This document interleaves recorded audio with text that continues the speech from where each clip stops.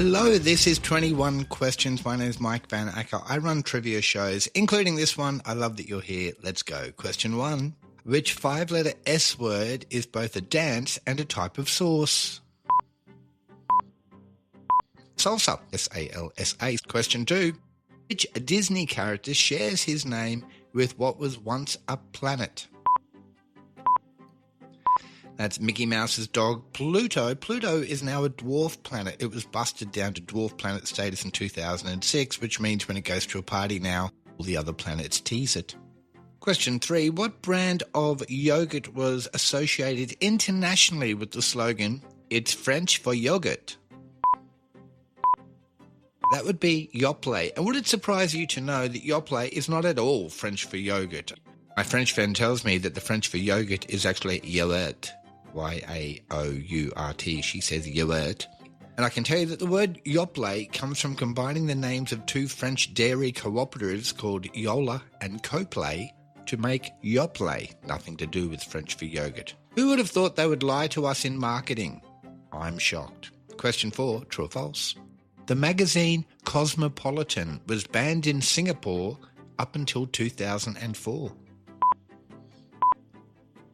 That's actually true. Singapore used to be a pretty intense place. A lot of things were banned over there, including Cosmo up until 2004. It was outlawed back in 1982 for its extreme liberal views and sexual content. Probably why I love those magazines, actually, although I like the quizzes too. I once did a quiz in Cosmo, and it turns out I am a modern, well-adjusted woman. Got to be happy with that. Anyway, question 5. Which church boasts high-profile members including Tom Cruise, Elizabeth Moss, and Nancy Cartwright?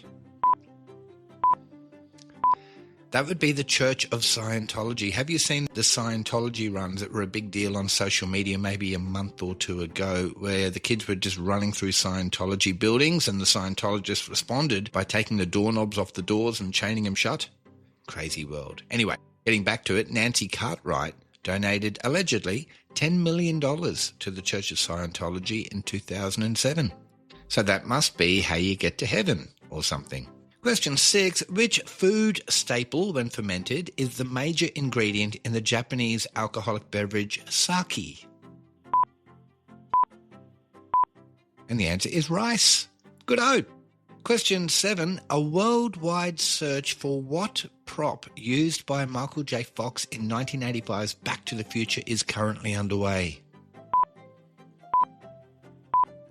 Are you thinking his guitar? The guitar that he played in the big dance scene towards the end of the movie has gone missing. Here's the thing. The guitar itself was a rental, and they returned it because no one knew that that scene was about to become iconic and that guitar was going to be a big deal, and it has since disappeared. There's even a website set up to find it. It's called Lost to the Future. The guitar is a cherry red Gibson ES345. It was made in 1955, which is, of course, the year that Back to the Future was set, so that makes perfect sense. Everyone check your shed, okay? That guitar would be worth a fortune. After question 7, we do the first clues for the Who Am I for the EP. Today, it's a person, and it's a little bit more obscure than we sometimes do, but I think you'll get it. Who am I? I was born Angelo Siciliano in Italy in 1892, and I moved to Brooklyn, New York in 1905. I changed my first name almost immediately and changed my last name legally in 1922, and I chose that name after a friend told me that he thought I looked a whole lot like a famous statue in New York's Rockefeller Center, and that statue depicts one of the Greek titans. Hint, his last name is also the name of a type of reference book that you used to look things up in school. Now you just go to the internet, I would think. Do you know who that is yet? It's a little bit tricky, I know, but there'll be more clues after question 14 and again after question 20. We'll get there. We'll fall over the line by the end of it, I'm certain of it. Question 8. Which musical instrument has the nicknames Tin Sandwich and Lickin' Stick? I'd like you to know I'm not making this up. It really does have those nicknames. A tin sandwich and a licking stick is a harmonica. Really, it is. Question 9. Name 2 of the 3 colours on the Italian flag. The Italian flag is green, red and white. Question 10. What breed of dog is associated with Queen Elizabeth II, whose first dog of this type was named Susan? That's your corgi. Queen Elizabeth II was silly for a quality corgi, and Susan was given to her on her 18th birthday, and Susan became like the matriarch of a whole dynasty of corgis. Dynasty of corgis is not a phrase I expected to say when I woke up this morning. Can I tell you that? Question 11 is another true or false. True or false? There are 4 vowels in the word queuing, meaning the act of lining up for something. Is that true? Is that false? That's actually true. There are 4 vowels in the word queuing, Queuing. There wouldn't be too many words in the English language that have 4 consecutive vowels, I wouldn't have thought. Question 12, here's a bit of biology for you. In the human body, which is longer, the large intestine or the small intestine? That's one of those counterintuitive ones because the small intestine is actually longer. It's 7.6 metres or up to 7.6 metres, and the large intestine is only 1.5 metres. But the small and the large part comes from the diameter of the intestine itself. So the small intestine diameter of only about an inch, whereas the large intestine all the way up to 3 inches. There you go. I've been Mike van Acker, and that was the Intestine Report. Let's move on. Question 13. In 1932, which woman became the first to make a solo flight over the Atlantic Ocean? Wasn't completely solo. She had a plane. Are you thinking Emelia Earhart? You should. That was in 1932. First woman to make a solo flight over the Atlantic Ocean. But in 1937, she was not flying solo when she disappeared. And most people don't realise that. In 1937, she disappeared on a flight over the Pacific whilst attempting to circumnavigate the globe and was never seen again. The thing is, she had someone with her. His name was Fred Noonan. He was her navigator, and he doesn't get mentioned much, and I feel sorry for Fred. I don't know if I believe in ghosts or spirits or life after death or any of that stuff, but if there is such a thing, Fred Noonan's ghost right now is going, I was there too, no one mentions me. Poor Fred. Having said that, if he was a good navigator, they probably wouldn't have got lost. I'm just saying. Question 14. Is the traditional gift for a 10th anniversary copper, brass, or tin? It's actually tin. Happy anniversary, darling. I bought you a shed. Here's a small boat we can go fishing in. Actually, some people would love those things. Shouldn't generalise. More clues now for the Who Am I. If you remember, it's the Italian immigrant, moved to America, changed his name. Who am I? I was a pioneer in health and fitness and marketed my products and services by relating my transformation from a 97-pound weakling into a muscle man. The magazine Physical Culture once dubbed me the world's most perfectly developed man, but my friends called me Charles. Charles who? Famous bodybuilder. Do we know yet? More clues coming up after question 20. If we do not, everything's cool. Question 15. Who had a number 1 hit song in the 80s with Love is a Battlefield? 80s children represent who got Pat Benatar. And I put that question in because someone said to me, nothing good came out of the 80s. And it was right after I had played Hazy Fontaine's Shiny, Shiny. And I'll admit that's probably not a great example of 80s culture, but we can all agree Love is a Battlefield is not a bad song. Question 16. According to the Bible, how long did Moses spend wandering around the desert? Moses wandered around the desert for 40 years. I mean, at what point do you go, this GPS is cooked, I'm just going to ask someone for directions? Question 17. Is hollandaise sauce a recipe originally from Italy or France? Who doesn't love a bit of hollandaise sauce on your eggs, Benny? That's my favourite brunchy, breakfasty type food. It's a French sauce, hollandaise. It's a classic of French cuisine. It's one of the 5 French mother sauces. Question 18. Which famous couple who are not French have the daughters Sasha and Malia? That would be Barack and Michelle Obama.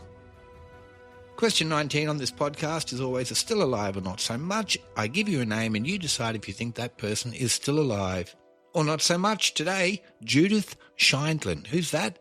She's better known as TV's Judge Judy. Is Judge Judy still alive or not so much?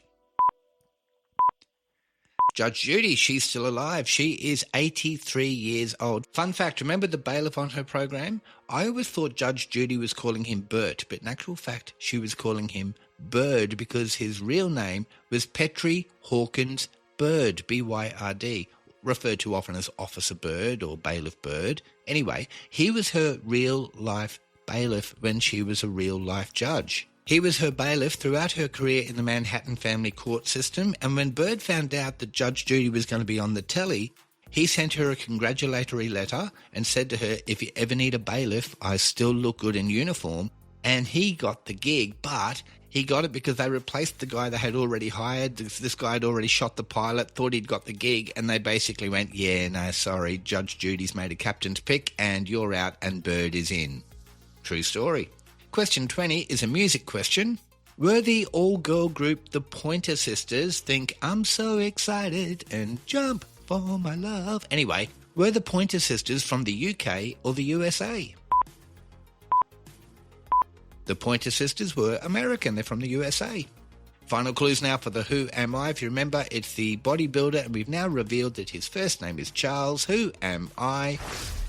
I pioneered a program and system of training called Dynamic Tension, and my name is mentioned in a song in the Rocky Horror Show, I Am Charles. Remember Frankenfurter singing, makes me want to take Charles Atlas by the hand in just 7 days. Anyway, Charles Atlas, good. Did we get that? Was that too easy? Was that too hard? I wonder how many people have heard of Charles Atlas. Trying to make him a little bit different, you know? Time now for the player questions. That's where you, the listener/viewer, have the opportunity to send me a trivia question and I will ask it on this show. Last episode, Delina asks, what is hyponatremia? Now, I think I was saying hyponatremia, but as I was editing the episode and looking at the word written down, I thought it's probably hyponatremia. And I just thought to myself, you know what, I'm here to entertain the people, and I would like it if, you know, they didn't think I was a dill. But I do get that sometimes I say things weird, and I get emails from people going, that's not how you say that. And I go, well, thank you very much for the engagement. I appreciate that. I love that you're listening. Anyway, what is hyponatremia? That's a very interesting question, Delina, and you sent me down a little bit of a rabbit hole. Here's what I found out. I'm going to read it for you. Hyponatremia is a condition where the sodium level in your blood is abnormally low. It generally occurs when excessive water dilutes your body's sodium or when you lose too much sodium through bodily fluids. Common causes include drinking too much water, overhydrating during endurance activities, for example during a marathon, because we're all constantly out running marathons, without replacing electrolytes as well. So it's basically too much water. There is such a thing. Who knew? I don't think I did. This episode, Rachel from Calgary, speaking of people that criticise my pronunciation, hello Rach. Rachel asked the question, when was Wordle first released? That's a great question. I don't play Wordle, but my friend does, and I sometimes watch over her shoulder while she's doing that. Wordle, good fun. Anyway, we will find out, and I'll give you the answer next ep. Now, if you'd like to send me a trivia question for that section of the show, I'd love you to do that. 2 ways to get it to me. You can send me a message on Facebook. 21 Questions by Trivia Tribe is the Facebook page. Or, if you want to, you can email me direct, mike@triviatribe.com.au, and I will respond to every message that I get to let you know that I have received it. And at some point, your trivia question will appear in this section of the show. This podcast comes out every Tuesday, Thursday and Saturday. Meet me back here in a couple of days. We'll have another crack at it. Thanks for listening. I love you. Catch you next time.